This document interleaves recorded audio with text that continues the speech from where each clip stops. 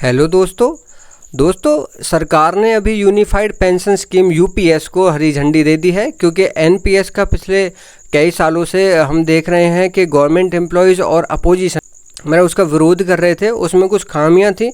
अब वो unified pension scheme अब है क्या और ये क्यों लाई गई है और इसमें क्या क्या होगा और गवर्नमेंट एम्प्लॉयज़ को क्या क्या है, क्या ये स्टेट के लिए है या क्या इसमें और भी कुछ मिलेगा पेंशन के अलावा, क्या कोई जैसे मैंने लिखा है लमसम अमाउंट उनको गवर्नमेंट एम्प्लॉयज़ को मिलेगा और फैमिली पेंशन इसमें है, गारंटीड मिनिमम पेंशन इसमें है, जो कि एनपीएस में नहीं था। लेकिन ओपीएस में इन सब चीज़ों की जो है प्रावधान था। अभी केंद्र सरकार ने यूनिफाइड पेंशन स्कीम को लागू कर दिया है और एनपीएस को जो है ख़त्म करने का फैसला लिया है। यूनिफाइड पेंशन स्कीम जो है वो 1 अप्रैल 2025 से लागू की जाने वाली है, जो कि सेंट्रल गवर्नमेंट की ओर से दी जाएगी और एनपीएस भी सेंट्रल गवर्नमेंट का था।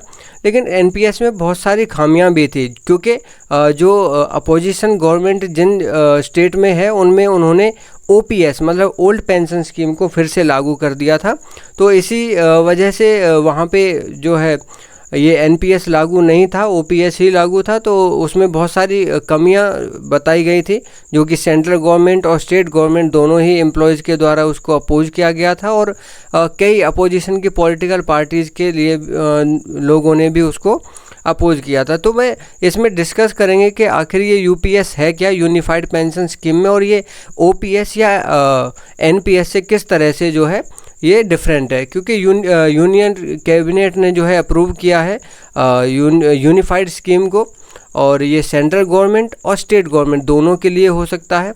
ये स्टेट के ऊपर डिपेंड करता है कि अगर वो चाहें तो अपने स्टेट एम्प्लॉयज़ के लिए भी इसको ले सकते हैं। क्योंकि एनपीएस भी देखिए यही था, एनपीएस में भी ऑप्शनल था। ये अगर चाहें स्टेट तो उसको अपने एम्प्लॉयज़ के लिए अप्लाई कर सकते थे और चाहें तो वो ओल्ड पेंशन स्कीम को भी ले सकते थे। अब इसमें यूनिफाइड पेंशन स्कीम में एक्चुअल में है क्या, तो इसमें पहली बात तो ये है कि एश्योर्ड पेंशन जो है पोस्ट रिटायरमेंट दिया गया है। मीन्स रिटायरमेंट के बाद आपको पेंशन इतना तो मिलेगा ही, ये बोल दिया गया है केंद्र सरकार ने कि आपको 50% ऑफ एवरेज बेसिक पे, आपका जो बेसिक पे है और last 12 months before superannuation, means आपको आपके रिटायरमेंट से पहले जो 12 महीने होंगे उसका जो एवरेज है, उसका एवरेज बेसिक पे का आपको 50% जो है वो एज ए पेंशन आपको मिलेगा ही मिलेगा। ये इसमें एश्योर किया गया है।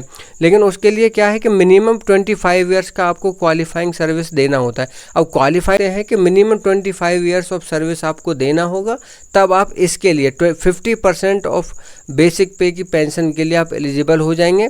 उसके बाद इसमें प्रोपोर्शनली, यदि आप 25 साल से नीचे की सर्विस गवर्नमेंट में दे रहे हैं तो आपको प्रोपोर्शनली अमाउंट में दिया जाएगा और वो उसी के अकॉर्डिंग होगा।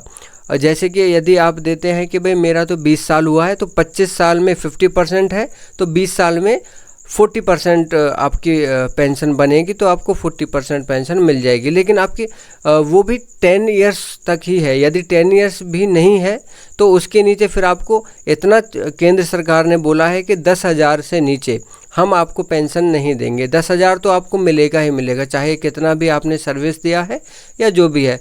और रिटायर्ड की डेथ पे, यदि किसी एम्प्लॉय की डेथ हो जाती है और वो पेंशन ले रहा था, तो उसका जो इमीडिएट फैमिली मेम्बर, अब इमीडिएट फैमिली मेम्बर क्या होता है?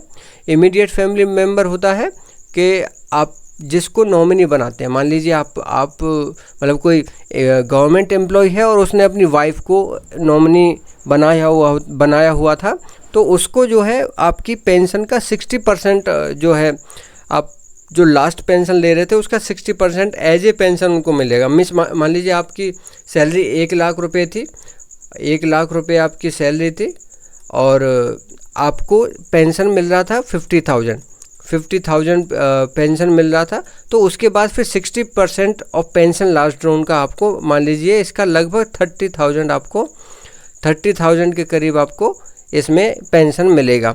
बाकी डेयरनेस रिलीफ भी है। आप जानते हैं डीए जो मिलता है वो करंट एम्प्लॉय को मिलता है, और डेयरनेस रिलीफ जो मिलता है वो रिटायर हो चुके एम्प्लॉयज़ को मिलता है, तो उसके लिए भी आप एलिजिबल हैं। तो इन्फ्लेशन के हिसाब से उसमें बढ़ोतरी भी टाइम टू टाइम होती रहेगी। लेकिन इसमें ये बताया गया है कि एज डाटा के अनुसार कि जो सेंट्रल गवर्नमेंट के एम्प्लॉय हैं उसमें 23 लाख एम्प्लॉयज़ को इसका फ़ायदा होने वाला है। और यदि स्टेट ने, मतलब सभी स्टेट ने इसको ऑप्ट किया तो इसमें फिर 90 लाख टोटल जो एम्प्लॉय हैं इसके लिए एलिजिबल होंगे और उसका फ़ायदा उठाया जाएगा। अब इसमें एक और चीज़ है कि कंट्रीब्यूशन जो है अभी भी रहेगा, कंट्रीब्यूशन नहीं हटेगा, जो कि अभी 2019 में जो 40% किया था केंद्र सरकार ने, वो अब 18.5% जो है वो कंट्रीब्यूशन करेगी। और एम्प्लॉय का कंट्रीब्यूशन सेम रहेगा, सिर्फ गवर्नमेंट का कंट्रीब्यूशन बढ़ेगा। इससे क्या होगा, इससे कि एम्प्लॉय की ग्रॉस सैलरी थोड़ी बढ़ जाएगी और ये सब्सक्राइबर के लिए थोड़ा फ़ायदा हो जाएगा, जो कि ओपीएस में भी था कि इन्फ्लेशन के हिसाब से आपका जो है ये बढ़ेगा। ओपीएस में भी था तो इसमें भी ये रखा गया है। नेक्स्ट इसमें बताया गया है कि अंडर द यूपीएस स्कीम ये इनको मीन्स ग्रेचुइटी के अलग भी आपको मिलेगा। ऐसा नहीं है कि ग्रेचुइटी से वो कट जाएगा, ग्रेचुइटी के अलावा भी आपको ये एक लमसम अमाउंट मिलेगा जो कि 1/10 ऑफ मंथली एमोल्यूमेंट्स होगा। मीन्स आप जो भी एक महीने में सैलरी ले रहे थे उसका जो बेसिक पे और डीए था उसका 1/10 करके 6 महीने का एक बार जोड़ा जाएगा। और वो फिर आपने जितनी भी सर्विस की है उसके हर एक 6 month, every completed 6 month of service, आपको हर एक 6 मंथ की सर्विस के लिए आपकी एक महीने की सैलरी का 1/10 जोड़ के वो फिर टोटल 6 मंथ जोड़ के और आपको दे दिया जाएगा। मैंने एग्जाम्पल भी यहाँ पे क्रिएट किया है, जैसे कि मान लीजिए यदि आपकी 25 साल की सर्विस हुई तो आपके 50 हो जाते हैं क्या 6 मंथ्स में, 6 मंथ में अगर उनको बांट लेंगे तो 50 6 मंथ हो जाएंगे। तो आपकी एक महीने की सैलरी मान लीजिए 1 लाख रुपए थी तो 1/10 हो गया उसका और गुना में 1 लाख करके उसका 10,000 रुपीज़ निकलता है। ये क्या आया 6 मंथ के लिए। तो आपके टोटल 6 मंथ्स कितने हो रहे थे 50, तो 50 से उसको गुना करके 5 लाख रुपए आपका बनेगा, जो कि आपको वन टाइम लमसम अमाउंट आपको मिलने वाला है। लेकिन ये ग्रेचुइटी से अलग होगा, ये फिर से क्लियर कर दूं, ग्रेचुइटी से अलग ये होने वाला है। और अब इसमें आता है कि एनपीएस को आखिर अपोज क्यों किया जा रहा था, एनपीएस में ऐसी क्या खामियां थी या क्या ऐसी प्रॉब्लम्स थी कि उसको हटाया जा रहा है और यूनिफाइड जो है पेंशन स्कीम लाई जा रही है। आप जानते हैं या फिर आपको नहीं पता है तो बता दूं, जनवरी 1 2004 से पहले जो है ओपीएस था, ओल्ड पेंशन स्कीम था, जिसको 2004 में रिप्लेस कर दिया गया एनपीएस से। उस टाइम अटल बिहारी वाजपेयी की सरकार थी और उन्होंने बोला था कि हम देश की जो पेंशन स्कीम है उसको रिफॉर्म करना चाहते। ओल्ड पेंशन स्कीम में भी वही मोस्टली चीज़ें थी, 50% was fixed of average basic पे ऑफ, लेकिन उसमें क्या था जैसे कि यूनिफाइड पेंशन स्कीम में 12 महीने की एवरेज सैलरी बेसिक ली जाती है, उसमें 10th मंथ की जो है बेसिक ली जाती थी और उसमें मिनिमम क्वालिफाइंग सर्विस जो है वो 10 साल थी, जो कि अभी कितना है वो 25 साल है। और वो भी इन्फ्लेशन के हिसाब से बढ़ती थी। अगर आपको रिटायर हो गए हैं आपको पेंशन मिलता है तो इन्फ्लेशन के हिसाब से आपकी जो है ड्रेनेस रिलीफ जो है बढ़ता रहता था। अब कुछ डेटा हम देख लेते हैं जिसकी वजह से ये जो एनपीएस है लाया गया था। वो ओल्ड पेंशन स्कीम में प्रॉब्लम क्या हुई थी, एक तो फंड नहीं था, ये तो था ही, ऊपर से जब सरकार ने बोला था कि हम आपको इतना जो है अमाउंट देंगे पेंशन के तौर पे, तो जो 1990 और 91 में जो डेटा 3,272 करोड़ था वो सेंट्रल गवर्नमेंट के लिए था जो एलोकेट होता था या जो एम्प्लॉयज़ को दिया जाता था, और 3,131 करोड़ रुपए जो है स्टेट गवर्नमेंट के एम्प्लॉयज़ को एज ए पेंशन उस टाइम दिया जाता था, जो कि इंक्रीज हो गया 2020-21 में। कितना 58 टाइम्स बढ़ गया, 58 गुना बढ़ के सेंट्रल गवर्नमेंट का जो है 1,90,000 करोड़ रुपए ये हो गया था, जो कि 3,272 करोड़ रुपए था। और स्टेट गवर्नमेंट का 125 गुना बढ़ गया था क्योंकि 3,86,000 करोड़ रुपए वो हो गया था। तो ऐसे करके ये स्कीम जो है बहुत ज़्यादा मीन्स ओवरबर्डन हो रही थी, बहुत ज़्यादा फंड इसमें जा रहा था। तो सरकार को लगा कि हमें एक नई जो है पेंशन स्कीम लानी चाहिए जिसमें कि ये सब हम चेंज कर सकें। तो एनपीएस किन मायनों में इससे अलग था ओपीएस से, तो एक तो एश्योर्ड पेंशन नहीं था, जो यहाँ पे दिया गया था ना कि 50% तो हम आपको देंगे ही, तो इसमें एश्योर्ड पेंशन नहीं था। और दूसरा था कि फंडेड बाय एम्प्लॉयज़ था, क्योंकि इसमें कंट्रीब्यूशन था एम्प्लॉयज़ की ओर से।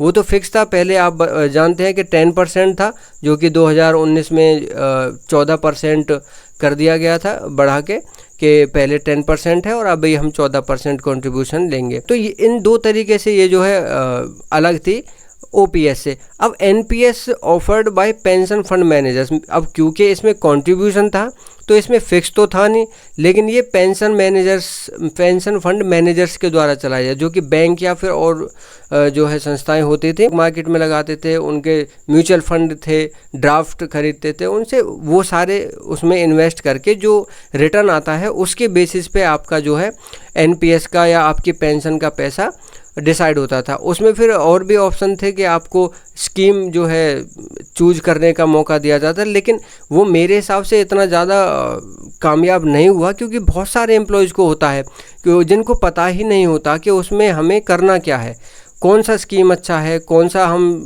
जो है इसमें डिसाइड करेंगे, वो नहीं पता होता था। ये हुआ क्या कि लोअर एश्योर्ड हुआ, मतलब कि जो इनकम होनी थी या फिर जो इतनी पेंशन मिलनी थी उतनी पेंशन मिली नहीं। और दूसरा था कि जो एम्प्लॉय कंट्रीब्यूशन था वो ओल्ड पेंशन स्कीम में नहीं था, इसलिए एनपीएस जो है लोगों को अच्छा नहीं लगा, इसलिए उन्होंने उसको अपोज करना स्टार्ट कर दिया। और ये भी एक कारण था कि भाई इसमें एक तो रिटर्न नहीं मिल रहा है, जितनी हमें पेंशन मिलना था वो भी नहीं मिल रहा है, तो हम क्यों लें, ओल्ड पेंशन स्कीम को लाया था। और इसी के हिसाब से हम देखें तो जो अपोजिशन के जो स्टेट थे, जैसे कि हिमाचल प्रदेश एक स्टेट था जिसमें कि उन्होंने ये ओल्ड पेंशन स्कीम जो है उन्होंने लागू कर दी थी हिमाचल प्रदेश में। तो इन सब को देखते हुए अब इतने सारे अपोज हुए थे एनपीएस को लेके, तो एक कमेटी जो है गठित की गई थी 2023 में, जो कि अंडर दी टीवी सोमनाथन के फाइनेंस सेक्रेटरी थे, तो उनके अंडर में एक 2023 में एक कमेटी गठित की गई जो कि इसके बारे में बताएगी कि भाई एनपीएस का इतना अपोज हो रहा है तो इसकी जगह पे हम ऐसा कर सकते हैं जो कि अच्छा हो या फिर एम्प्लॉयज़ को ठीक लगे या फिर एम्प्लॉयज़ का फ़ायदा जिसमें हो। तो उन्होंने जो है पूरे 2023 से लेके 24 तक बैठकें की हैं और बहुत सारे कई स्टेट के साथ में मीटिंग्स उनकी हुई। अकॉर्डिंग टू डेटा 100 से ज़्यादा उन्होंने मीटिंग करके ये सब डिसाइड किया है, और उनके जो नतीजे हैं, उनका जो डिसीजन निकला, उसी के बेसिस पे ये यूपीएस बनाई गई है।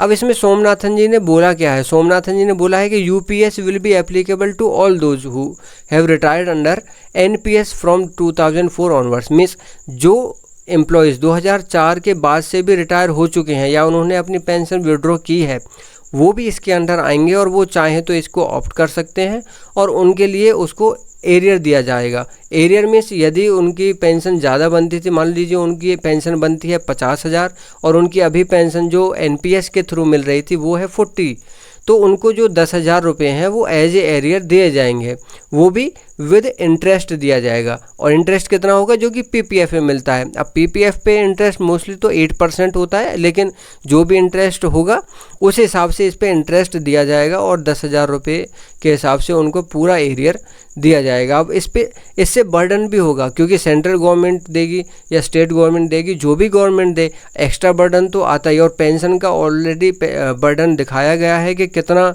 जो है इफ़ेक्ट करता है फंड्स को। तो यहाँ पे according to data the government will bear extra 800 crore, means 800 crore के करीब वो सिर्फ एरियर दे देगी।